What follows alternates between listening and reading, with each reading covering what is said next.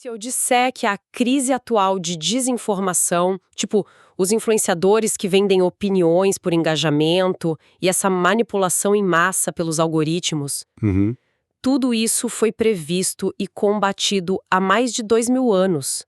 Existe aquela ilusão de que a Grécia Antiga é só um bando de pessoas de toga, né, debatendo coisas abstratas no meio de ruínas de mármore. O que é um baita equívoco. Totalmente. Mas quando a gente mergulha no nascimento do pensamento racional grego, o museu meio que ganha vida. Honestamente, parece que a gente está olhando para o espelho retrovisor de um carro desgovernado. E esse carro é a nossa própria sociedade atual. Nossa, e essa é uma constatação que muda completamente a forma como enxergamos a história, porque não se trata de um passado higienizado, sabe?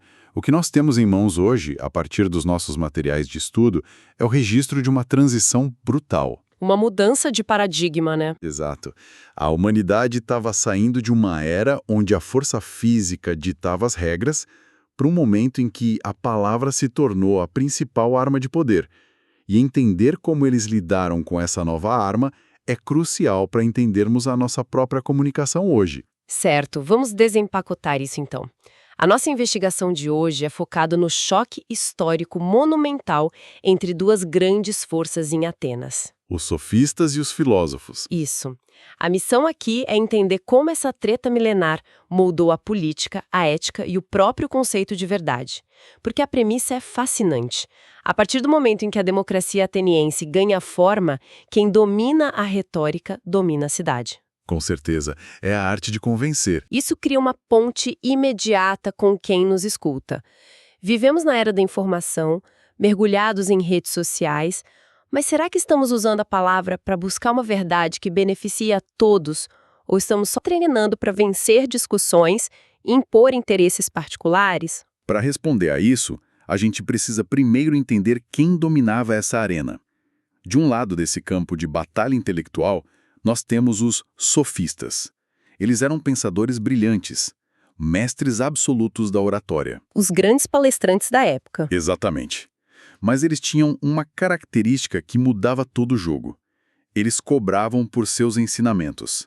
Jovens da aristocracia pagavam fortunas para aprender a arte de falar em público, persuadir multidões e, essencialmente, vencer qualquer debate nas assembleias. Independentemente de estarem com a razão ou não. Sim, a razão era secundária. A base de tudo que eles ensinavam era o relativismo. Tem aquela frase clássica do Protágoras, né? O homem é a medida de todas as coisas. Isso. E essa frase resume a alma do pensamento sofista. Para eles, a verdade não é um conceito absoluto que flutua no universo esperando para ser descoberto. A verdade é plástica. Ela se molda. Se adapta à necessidade de quem está com o microfone na mão. Se algo é bom para um indivíduo num determinado momento, então aquilo é a verdade dele. Para visualizar o perigo gigante dessa retórica na prática, vamos pensar numa analogia bem cotidiana. Manda. Imagina que um grupo de pessoas está trabalhando num escritório e um dos indivíduos ali simplesmente odeia o frio. Tá, o clássico problema do ar-condicionado. Exato. O desejo pessoal dessa pessoa é desligar o ar. Se ela levantar e disser, olha, eu tô com frio, meus interesses pessoais exigem que o ar seja desligado, o grupo inteiro vai ignorar. É um argumento fraco. Ninguém liga. Pois é. Mas o que é fascinante aqui é o mecanismo da manipulação que entra em cena quando aplicamos a técnica sofista. Ah, sim. O que é fascinante aqui é que um aluno treinado pelos sofistas jamais usaria um argumento egoísta. Ele levanta e faz um discurso brilhante, inflamado, sobre como o ar-condicionado está destruindo o meio ambiente. Consumindo energia vital. E pior, espalhando fungos e bactérias que vão adoecer as famílias de todos os presentes. E, de repente, o grupo todo vota para desligar o ar, achando que está salvando o planeta e a própria saúde. Mas a verdade científica sobre as bactérias ou o aquecimento global nunca importou de fato. Nem pouco. Os fatos foram distorcidos e envelopados numa embalagem de bem comum, só para satisfazer puramente o conforto térmico de uma única pessoa. A persuasão aí vira manipulação pura e simples. E o ouvinte desavisado se torna cúmplice do egoísmo alheio sem nem perceber, né? Sim, quando a moralidade vira apenas uma convenção social que os gregos chamavam de doxa. Que seria a mera opinião. Isso, a opinião da maioria. O perigo é imensurável. Se a verdade se adapta a quem tem o melhor discurso, a sociedade corre o risco de aprovar absurdos como se fossem o ápice da justiça. Nossa, isso me faz pensar imediatamente nos influenciadores digitais da nossa época. Hoje em dia, ser influenciador já tem até CBO, a Classificação Brasileira de Ocupações. É uma profissão de verdade. É uma profissão oficial com CNPJ que monetiza a fala e opinião. Será que não estamos lidando com os sofistas modernos? Principalmente quando a gente vê pessoas vendendo discursos inflamados sobre dietas milagrosas, finanças ou saúde mental sem embasamento técnico nenhum. Simplesmente porque um patrocinador pagou mais. Ou porque o algoritmo recompensa o engajamento furioso. A dinâmica é muito semelhante. O incentivo financeiro acaba corrompendo a busca pelo que é real. Pensa no que acontecia nas assembleias atenienses, onde o futuro da cidade era decidido. Um sofista podia ser contratado para defender alguém que cometeu um assassinato por vingança. Um crime grave. Gravíssimo. Mas em vez de discutir a lei, ele apelava para as emoções mais brutas do público. Ele construiu uma narrativa sobre a dor excruciante de ter a honra manchada, sobre como um cidadão sem honra não é nada. Tocava no orgulho do povo. Ele incendiava a massa até o ponto em que a multidão, cega pela emoção, aplaudia de pé e decretava que era justo matar por honra. O assassinato virava algo legal. É de arrepiar. A racionalidade é jogada pela janela e a paixão assume o volante. Mas então, como a gente combate isso? Se de um lado temos esses mestres da mentira polida, precisamos olhar para a resistência. E aí que entra o maior antagonista dos sofistas. Sócrates. Sócrates. Ao contrário deles, Sócrates não cobrava um centavo. Ele vivia na praça pública, dialogando com aristocratas e com pessoas escravizadas da mesma forma. Ele queria encontrar o absoluto, Que é o bem universal, né? que é a justiça verdadeira, que não muda dependendo de quem paga mais. E a jornada dele começa com um evento místico, mas que ele transforma em pura racionalidade. O oráculo de Apolo em Delfos, que era a maior autoridade espiritual da época, o oráculo declarou que Sócrates era o homem mais sábio de toda a Grécia. Para alguém que buscava a verdade, isso soou como um erro terrível, porque Sócrates tinha certeza de que não sabia quase nada. Daí surge a famosa epifania: só sei que nada sei. Ele percebe que é o mais sábio justamente porque é o único que tem consciência da própria ignorância, enquanto os generais e os políticos andavam por aí cheios de falsas certezas. Exatamente. Mas como ele usava isso na prática para desmontar os sofistas? O método socrático é dividido em duas partes, certo? A ironia e a maiêutica. Como isso funcionava no dia a dia? A ironia socrática não é o sarcasmo como a gente entende hoje. É uma fase de destruição cirúrgica. Vamos simular isso. Imagina que um general renomado cruza com Sócrates na praça e diz, de forma imponente, a coragem é nunca recuar em uma batalha. E aí Sócrates, se fazendo de desentendido, perguntaria algo tipo: mas general, e se recuarmos taticamente para atrair o inimigo para uma armadilha e ganharmos a guerra? Isso não seria coragem? Exato. E o general seria obrigado a responder que, bom, sim, nesse caso o recuo seria corajoso. Ele cai na própria armadilha. E Sócrates dá o checkmate. Então a coragem não pode ser simplesmente nunca recuar, pois o oposto também pode ser corajoso. Afinal, o que é a coragem? Sensacional. O autor não sabe do que está falando. E depois de deixar a pessoa completamente desconcertada, entra a segunda fase, a maiêutica. E esse nome vem da profissão da mãe de Sócrates, que era parteira. Isso mesmo. Só que em vez de fazer partos de bebês, ele ajudava as pessoas a darem à luz o conhecimento que, segundo ele, já estava dormente dentro delas. Eles iam reconstruindo o conceito do zero, juntos. E isso nos leva a um mecanismo poderosíssimo: a dialética. A ideia de que a verdade não nasce de um monólogo, mas do choque estruturado entre ideias opostas. Muito tempo depois, na modernidade, o filósofo Hegel cristalizou isso nos termos tese, antítese e síntese, né? Perfeito. É o motor do pensamento crítico. Vamos dar um exemplo prático disso para quem nos escuta? Imagina uma tese inicial de que o ser humano deve trabalhar 12 horas por dia para ser produtivo e gerar riqueza. Tá. Uma visão extrema. Aí vem a antítese, o extremo oposto. Não, o ser humano precisa de descanso absoluto e não deveria ter obrigações de trabalho contínuo para ter saúde mental. O choque violento entre essas duas ideias gera crises, debates, greves. Uhum. E do embate nasce a síntese, uma verdade superior que engloba o melhor das duas. Tipo, o ser humano precisa de uma jornada equilibrada, talvez de 8 horas, que garanta a produção da riqueza, mas preserve a saúde mental. E essa síntese se torna a nova tese. E o ciclo recomeça. É um processo de lapidação constante. A verdade precisa passar pelo fogo do questionamento para se depurar. Mas, peraí, eu preciso fazer o papel de advogada do diabo agora. Pensando criticamente sobre essa postura do Sócrates. Vai em frente. Dizer, só sei que nada sei, isso não é, no fundo, o maior de todos os relativismos? Afinal, se a conclusão inicial é que a gente não sabe de nada, a verdade também não passa de uma ilusão? Entendo o seu ponto. E sendo muito honesta, imagina viver em Atenas e ser parada na rua todo dia por um cara questionando cada vírgula do que você fala.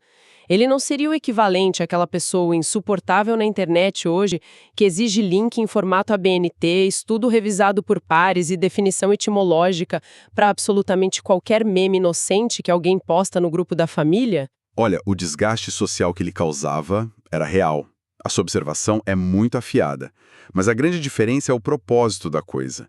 O nada sei de Sócrates não é um ponto de chegada nihilista, do tipo, nada importa. Não é derrotismo. Não. É uma postura de humildade intelectual que serve como ponto de partida.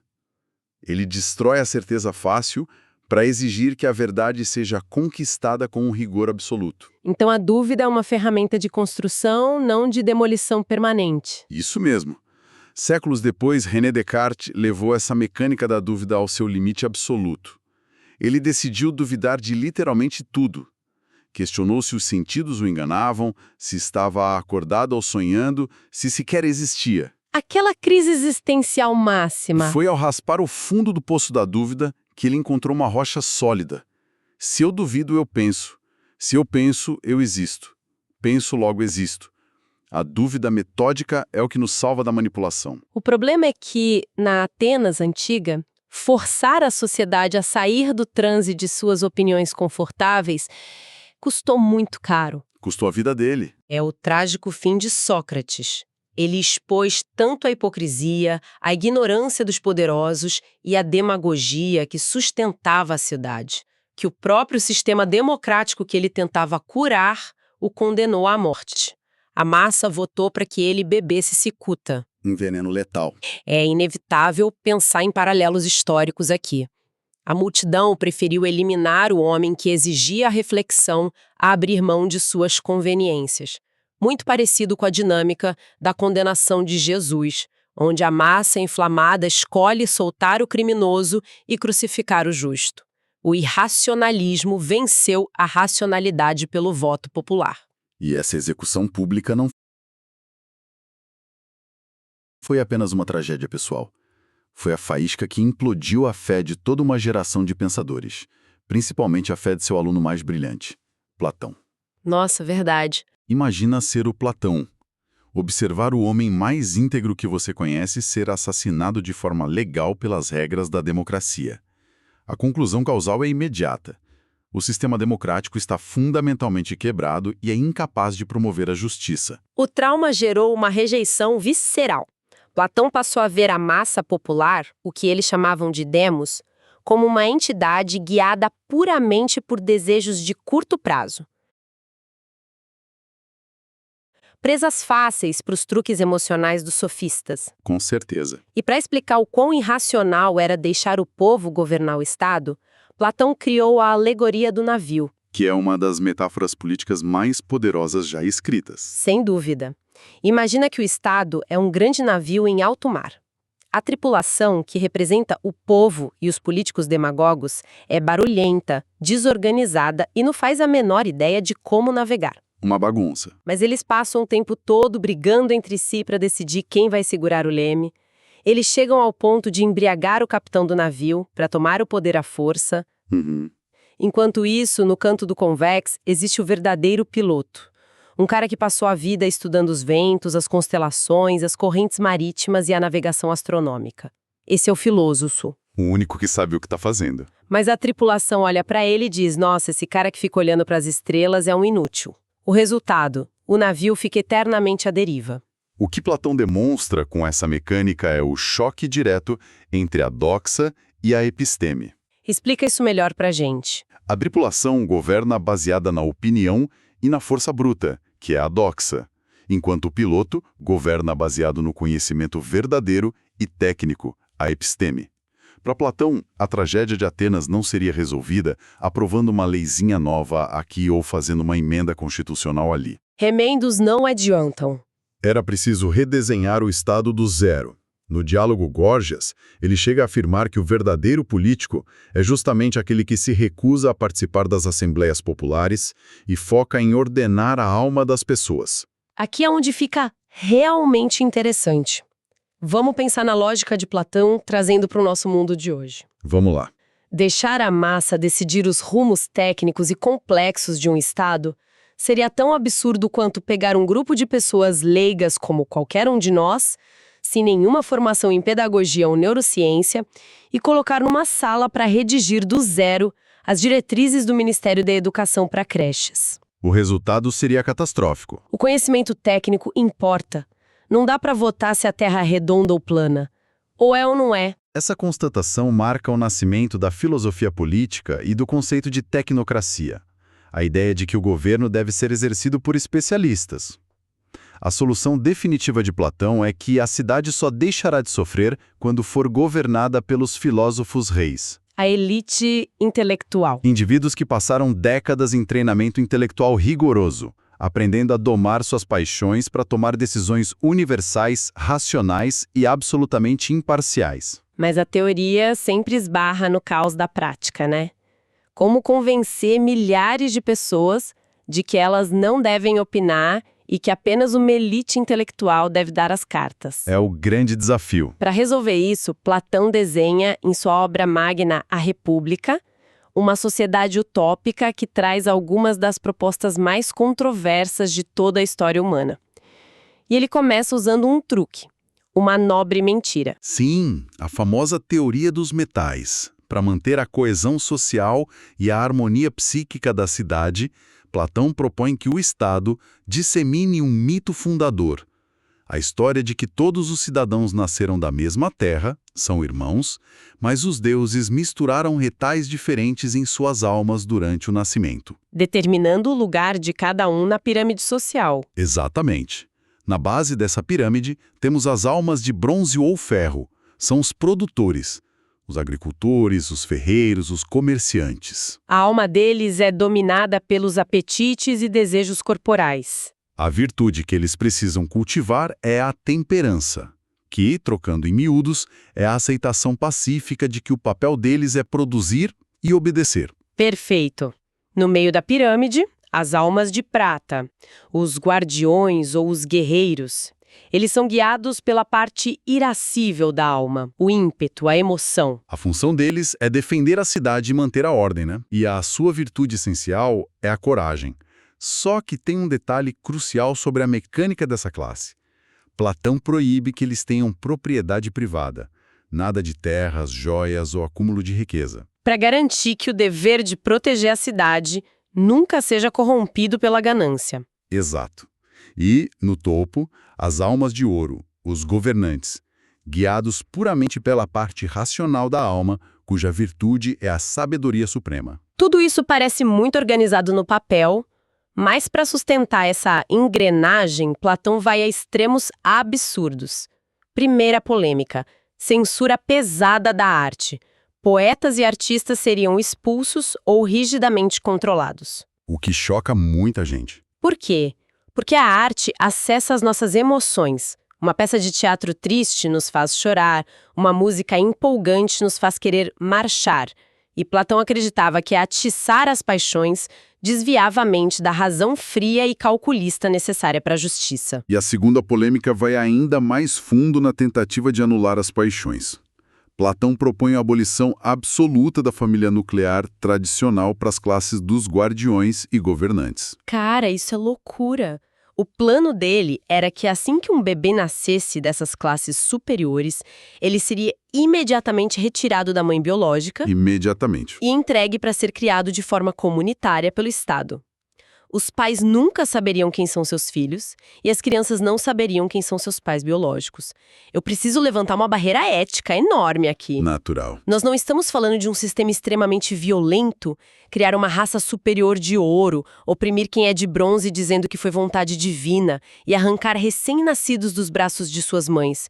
Isso soa como o pior tipo de distopia totalitária. É assustador lendo com a nossa ótica. Lembra daquele filme Quero Ser John Malkovich, onde as pessoas invadem a mente de outra para controlar sua realidade? Tentar forçar a humanidade inteira a caber em moldes tão artificiais, arrancando o que nos faz humanos, como o afeto e a arte, me parece um pesadelo e não uma utopia. Isso levanta uma questão importante.